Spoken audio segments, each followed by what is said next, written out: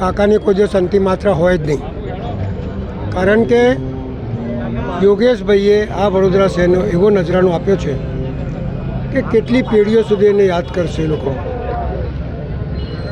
કહે છે કે સાવલીના મહારાજે આપેલો આદેશ, એ આદેશનું પાલન કર્યું, ઝઝૂમતા રહ્યા, એક થોટ, એક વિચારધારા લઈને નીકળ્યા અને સુસાગરની મધ્યમાં એક શિવની પ્રતિમા ઊભી કરી અને એને સોના જડિત કરી. આખા દેશમાં અગર શિવની પ્રતિમા સોના જડિત હશે તો એ યોગેશભાઈએ ઊભી કરેલી પ્રતિમા શિવજીની છે.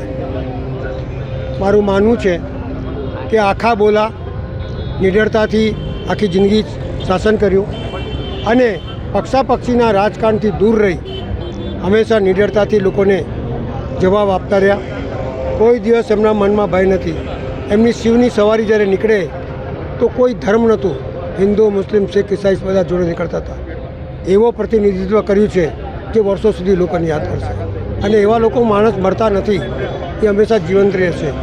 જ્યારે પણ જે વખત પણ શિવજી પ્રતિમાની વાત નીકળશે ત્યારે લોકો કહેશે કે બड़ौदा કે અંદર, ગુજરાત કે બड़ौदा કે અંદર એક પ્રતિમા છે જેને સોના જડિત છે અને જેને ઊભો કરનાર યોગેશભાઈ પટેલ છે. એટલે એને હંમેશા યાદ રાખશે.